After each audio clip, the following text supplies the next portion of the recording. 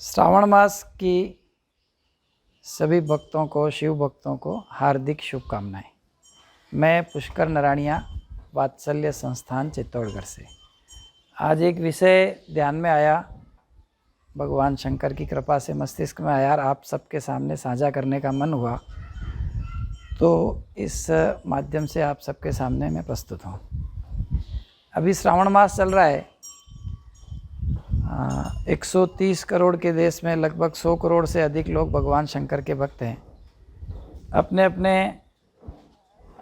प्रकार से भगवान शंकर की आराधना में महीना भर तक लगेंगे।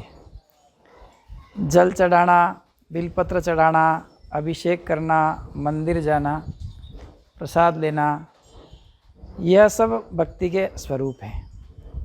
किंतु क्या इससे आगे भी कुछ भक्ति का प्रकार है क्या? यह आज के विचार का विषय है। तो निश्चित रूप से अपने यहाँ कहा है, शिव को पूजते पूजते शिव होना, यह अपने शास्त्रों में लिखा है। तो उस दिशा में हमारी भक्ति चलती है क्या? यह आज का विषय है। देखिए, भगवान शंकर का जो स्वरूप हमारे सामने आता है, तो उनके सिर पर गंगा, गंगा का मतलब मस्तिष्क शांत रखना, धैर्य रखना, क्रोध नहीं आना। क्या ऐसा हमारे जीवन में है क्या? विचार करने का विषय है। दूसरा विषय, भगवान शंकर फक्कड़ स्वभाव, संग्रह नहीं, भोगी नहीं, योगी बने। क्या उस दिशा में हमारा जीवन चल रहा है क्या? यह भी एक भक्ति का प्रकार हो सकता है। तीसरा विषय एक ध्यान में आता है, भगवान शंकर के वाहन है नंदीश्वर भगवान, नर गोवंश। आज भगवान शंकर के देश में, 100 करोड़ भक्तों के देश में नर गोवंश की क्या दुर्दशा हो रही है। पूरे देश में नर गोवंश सड़क पर दर दर की ठोकरें खा रहा है और हम मंदिर में जाकर भगवान को जल चढ़ा रहे हैं। भक्ति का यह कैसा प्रकार है? इस दिशा में हमारा ध्यान जाता है क्या? क्या भगवान शंकर को जल चढ़ाते समय यह गोवंश सुरक्षित रहे, गोवंश सुखी हो, समृद्ध हो, उसके लिए मेरा योगदान क्या होगा, इसका कोई संकल्प मैं करता हूँ क्या? इस पर भी विचार करना चाहिए। एक छोटा विषय और इसके साथ जुड़ा है। भगवान का मूल स्थान है कैलाश मानसरोवर। आज कैलाश मानसरोवर विधर्मियों के, राक्षसों के कब्जे में है। हमें वहाँ जाने के लिए उस देश की, चीन की पासपोर्ट और वीज़ा की ज़रूरत पड़ती है। हमारे आराध्य का घर परतंत्र है और हम आनंदपूर्वक उस पर जल चढ़ा करके घर के छोटे मोटे सुख सुविधाएं मांग रहे हैं। मेरे बच्चा हो जाए, बच्चा है उसकी अच्छी नौकरी लग जाए, मेरा घर बन जाए, मुझे 4 पैसे मिल जाए। और भगवान शंकर का खुद का घर, वह तो दूसरों के कब्जे में है, मेरे को जाने के लिए वीज़ा लेना पड़ता है। हमारे आराध्य का घर विधर्मियों के पास है और हमें उसकी चिंता नहीं है।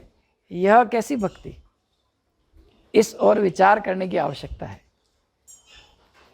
आप सब लोग कह सकते हैं कि हम क्या कर सकते हैं? हम कर सकते हैं ना। हमारे मन में अगर यह संकल्प आएगा, अगर 100 करोड़ देशवासियों के मन में, 130 करोड़ देशवासियों के मन में अगर यह विचार आएगा कि कैलाश मानसरोवर मुक्त होना चाहिए, तो उस विचार का इतना प्रबल प्रभाव बनेगा कि आगे जाकर के सारी मार्ग खुलेंगे और कैलाश मानसरोवर हमारे पास आएगा। यह विचार हमारे 130 करोड़ देशवासियों के मन में जागृत होना चाहिए।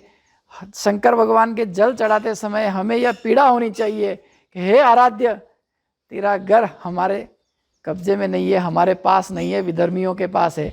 यह मुक्त कराने के लिए जो संभव होगा मैं निश्चित करूँगा। यह शुभ संकल्प क्या हम भगवान के जल चढ़ाते समय कर सकते हैं? यह विचार का विषय है। चौथा विषय और ध्यान में आता है, भक्ति का एक प्रकार यह भी है। शिव परिवार की एक कल्पना करिए।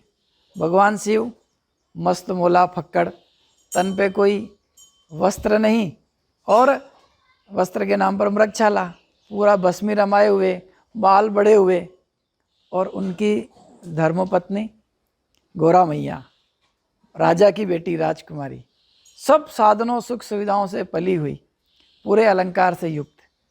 दोनों में कोई साम्य दिखता है क्या? कोई साम्य नहीं। परंतु जब प्रेम है तो आनंद पूर्वक पूरा जीवन बिताया, पूरे संसार को सुखी और समृद्ध करने की प्रेरणा दी। ऐसा हमारे घर में है क्या? हम विवाह जब करते हैं तो 25 तरह से जोड़े मिलाते हैं, गुण मिलाते हैं, स्वभाव चेक करते हैं, मिलने जाते हैं, परिवार मिलाते हैं। इतना साम्य होने के बाद भी घर में कलह क्यों? वहाँ देखिए कितना असमानता है, एक तरफ फक्कड़ है, एक तरफ राजकुमारी है। परस्पर प्रेम है तो एक दूसरे को स्वीकार करने का भाव है। क्या वैसा हमारे परिवार में है क्या? आगे और देखिए तो इनके वाहन, इनका परिवार देखिए तो भगवान का वाहन नंदी, माताजी का वाहन शेर, दोनों एक दूसरे के दुश्मन। प्राकृतिक रूप से देखते हैं तो शेर का भोजन है नंदी भगवान।